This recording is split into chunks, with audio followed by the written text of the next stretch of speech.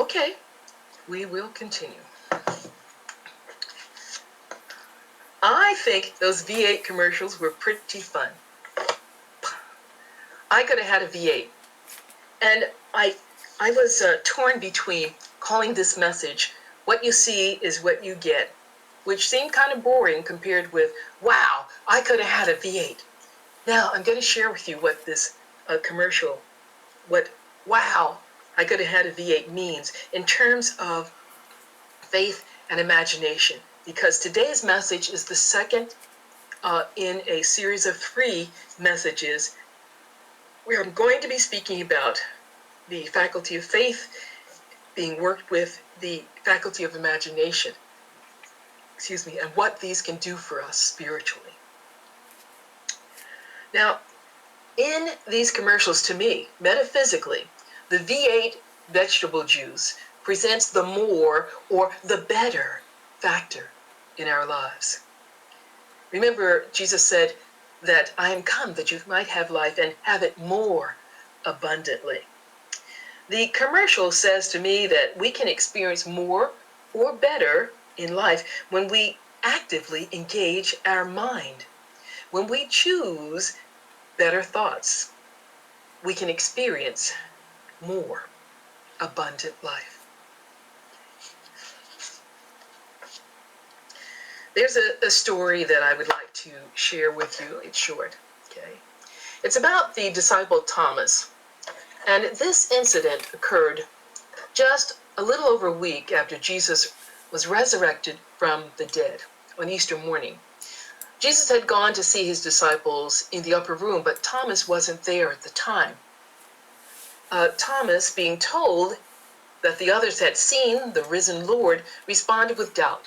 He said, "Except that I see in his hands the mark of the nail print, and put my hand on his side where the spear wound was, I will not believe." And he was pretty adamant about that.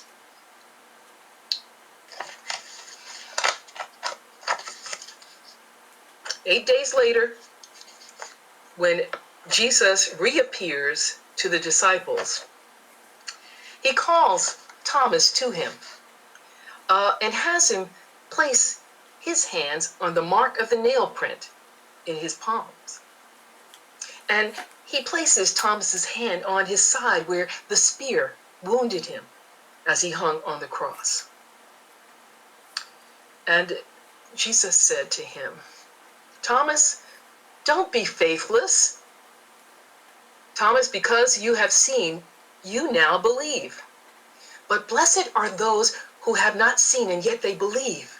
This is from John 20, verse 25 and 26. Jesus was a spiritual psychologist of the highest perception, and he knew that human beings tend to believe only what they see, only when there is outer evidence or proof.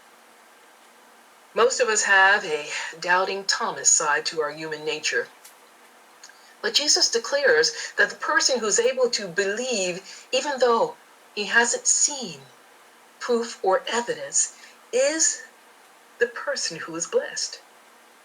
In order for us to achieve and experience more abundant living, you and I must be able to believe that we can have a more abundant life.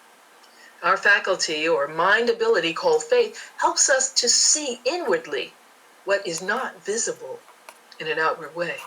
Hebrews 11:1 says, "Faith is the substance of things hoped for. It is the evidence of things not seen." And the imagination works with our faith to give shape and form to this invisible substance of God, even though we cannot see it yet. When we see the possibilities with our mind, and even though these possibilities are in potential, we can believe in the possibilities, though they are not evident right now. Imagining gets busy once we believe, and it begins creating the pattern or the blueprint for giving shape and form to our belief, giving shape and form to the desires of our heart and the fulfillment of our prayers. Once we have the thought and belief in the possibility, combine that with our feeling nature that assures us it is so, our imagination begins to work, creating this image or pattern. And wow, there we are. We've got the V-8. Because this image or pattern is worked on by the subconscious level of our mind. That's the factory in us. That's the level of mind where our memories, our feelings are stored. It's the level of mind that takes care of our nervous system and all the body systems, actually, autonomic nervous system here. And it puts a spark in our step. The subconscious mind then motivates us, moves us to act on this image, to follow divine guidance and do what we can to help that image come into manifestation in our experience. And we know in Unity, the law of mind action that says when we hold on to our thoughts, our feelings, which create images, when we hold on to these, they produce of their kind. They manifest in some way in our experience. And this law is working all the time. When we get our faith working in right relation with our imagination, there's almost nothing that these two buddies can't do in helping to bring the good that we pray for into manifestation in our life. I think it's important to note that there is one spiritual requirement in order for our prayers to be fulfilled. And Jesus gives us this in the book of Mark, the 11th chapter, the 23rd and 24th verse. Jesus says, "Truly, I tell you that if anyone says to this mountain, be lifted up and thrown into the sea, and has no doubt in his heart, but believes that it will happen, it will be done for him. Therefore I tell you, whatever you ask for in prayer, believe that you have received it, and it will be yours." Now the operative words are, have received it. Believe that you have received it already. This is the requirement before our prayers, our dreams, our desires of the heart take shape and form, and we experience them. Well, it's not an easy thing to do, to believe when we don't see the evidence. But this is exactly what faith and the imagination help us to do, to see mentally the good we seek. And when we see it, we believe it, we can accept it, we can experience it. Because the ability that we have to give shape and form to what we seek occurs when these two buddies team up. They help us move past any doubt, and they fulfill the one and only requirement that Jesus taught was needed in order to experience fulfillment in our prayers, believing that we have already received what we seek. We can believe that we have already received because we know in Unity that before something becomes a tangible material thing, it is first an invisible reality. And so, because it is first an invisible reality, we can grasp it in our mind. We can image it, that spiritual reality. So faith and the imagination work together to move us to the place where we can believe that we have already received spiritually what we pray for. As we hold the image of having or experiencing something we desire, our subconscious level of mind can't tell whether we're having an actual experience out here in the world or we're just creating an image in our mind of that supposed experience. And this makes it easy to work with in the process of realizing our dreams and desires and in making changes in our behaviors and experience the way that we would like to. Here's how I think of the work of prayer and especially the imagination. Growing up, our mother made our clothes. She was quite good at it, and we loved how stylish Mom could make our dresses. And as we grew older, we had a say in the colors and the type of fabric, that kind of thing, that she would use to make our shirts, jackets, and all of these things here. It was one way that Mom contributed to the finances in our household. Dad worked hard, and she worked hard as well, making all of our outfits, our school clothes, and especially our Easter outfits, okay? Mom even made hats. She was good. And as one of my sisters reminded me, she covered her shoes with whatever fabric, color and everything that her dress, her outfit was made of. She used fabric and covered her shoes, glued that onto her shoes so that everything matched. Now, in my mind, this is what the imagination does, okay? The imagination is also called the scissors of the mind. And I always think about those patterns that had to be cut out before those patterns could help Mom cut out the material. Now, we used to, as we grew older, we used to be able to cut out the fabrics, get a pair of scissors, and the fabric, the patterns came in full sheets, okay? And there were all these different designs and shapes, and all of these things are part of the outfit, the dress, the skirt, the shirt, the jacket, whatever it is, parts of the sleeve, parts of that inside of the shirts that gets tucked in your blouses, all of those little things were part of it. And so we had to cut these out. We had to cut them very close to the black line where they were, so that Mom can then take those little pieces of patterns, okay, the shapes, whatever, and place them on fabric. And then she cut the fabric out based on the pattern of that paper pattern that she placed on there. And afterward, and there were letters and numbers and things indicating how those different pieces matched up together, okay? And so she sewed those pieces together, and voila, look at that. We had V-8, in a matter of speaking. Okay. We had the goods.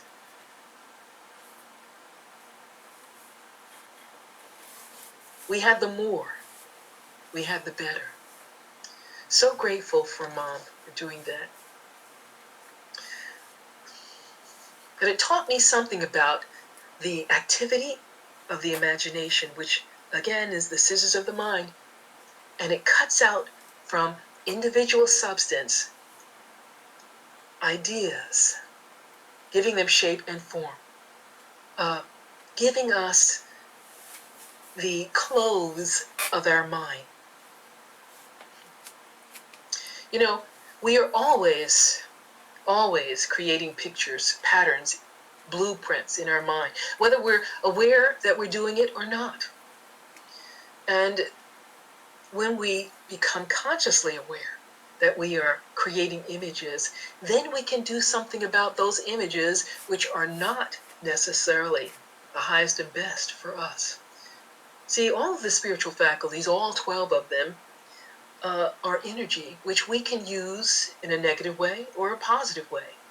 And so when we see the fruits of experiences in our lives, and we know that the faculty of faith and imagination can help us make changes in the image, which is where that experience evolved from, we have a great deal of ability and power to change our lives, to release what isn't the highest and best, and to claim, shape, and form what is more and better.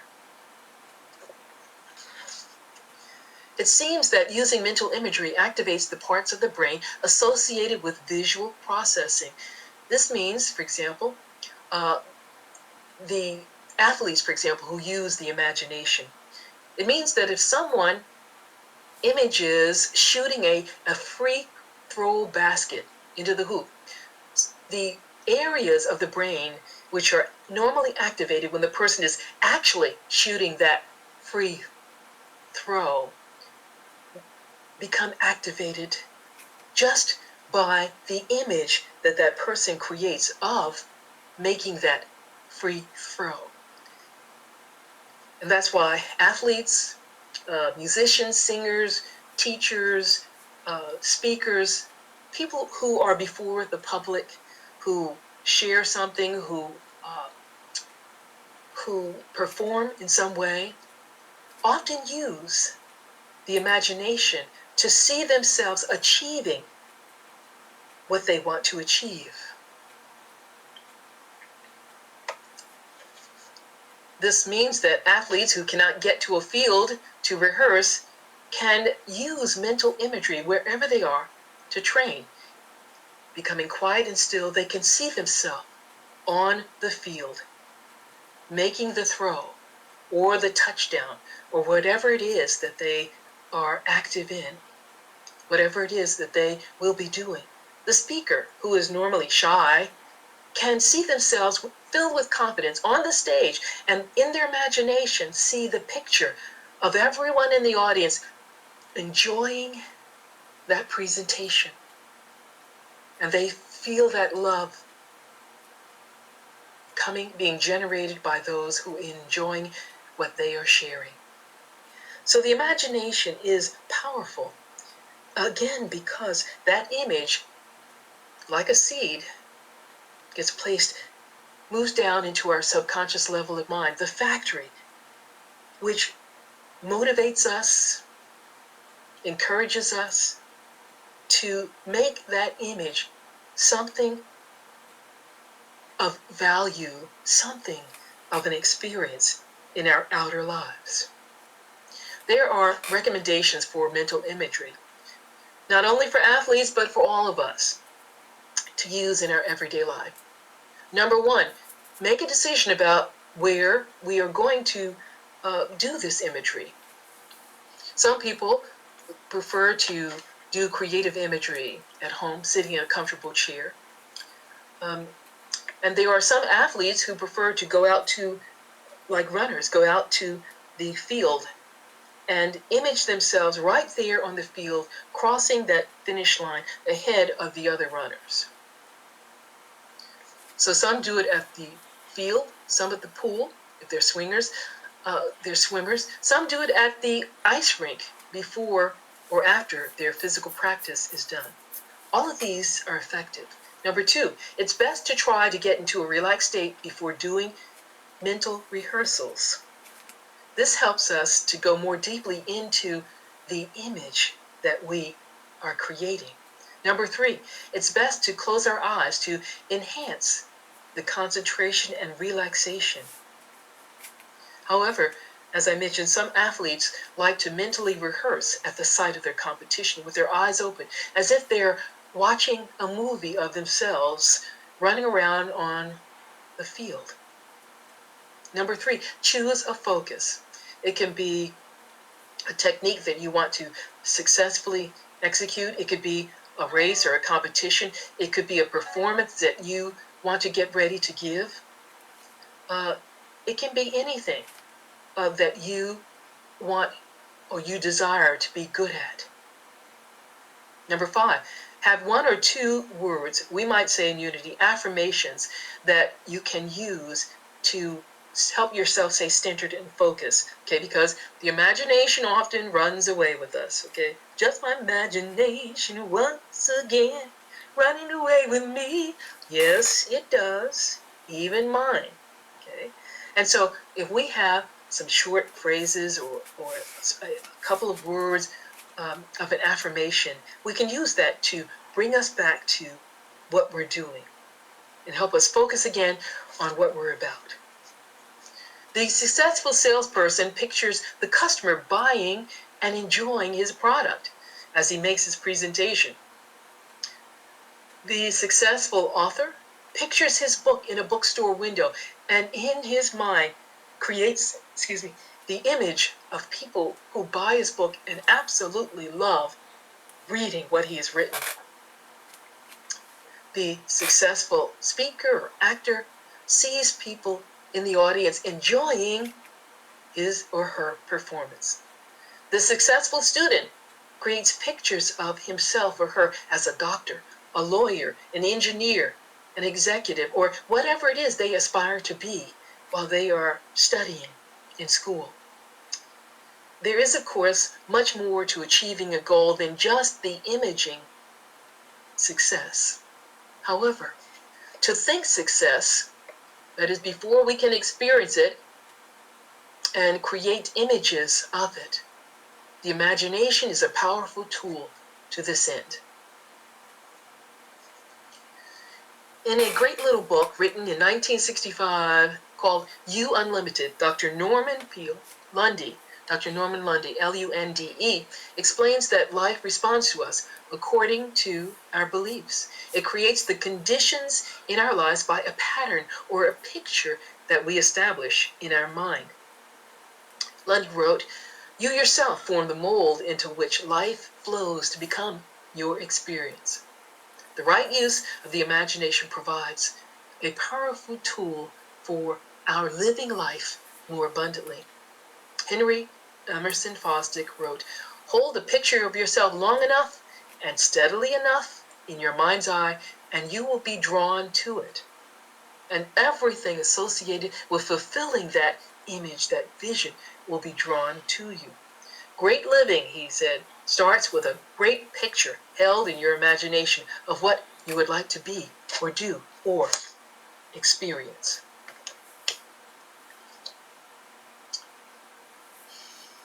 The late Unity minister and prolific writer, Catherine Ponder, who wrote on the subject of prosperity, said, "We are told in this modern age by authorities who are making a study of the mind that we can create anything that we can imagine, that the mental image does make the conditions and the experiences of our life and affairs, and that our only limitation lies in the negative use of our faith and imagination."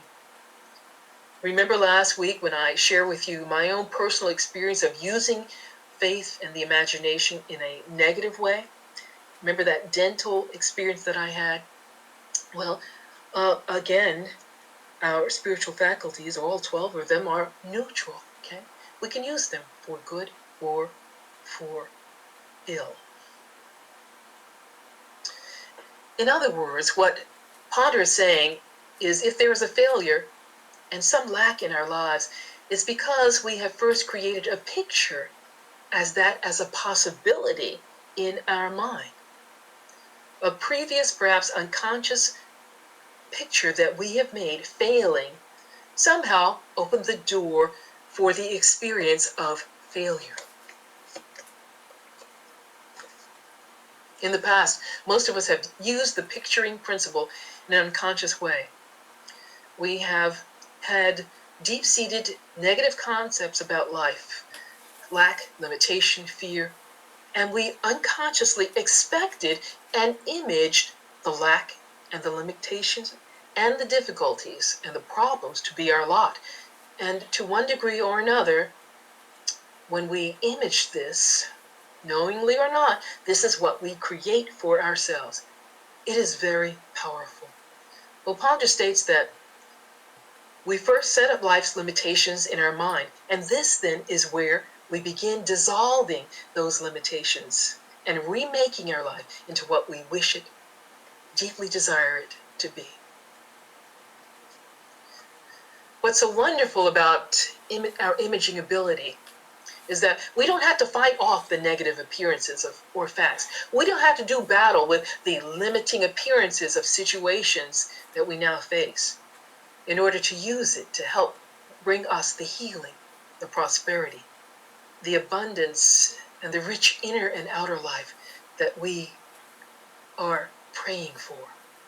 When we use the powerful imaging power of our mind to envision our good, we just supersede the limiting facts.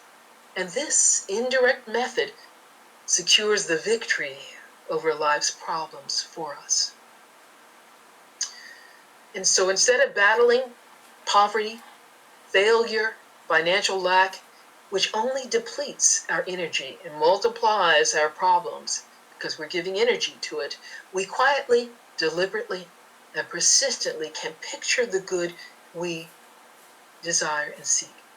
And this works because having faith in the possibility of our needs being met, and using the gift of imagination to go beyond doubt and create the pattern, the blueprint for the manifestation.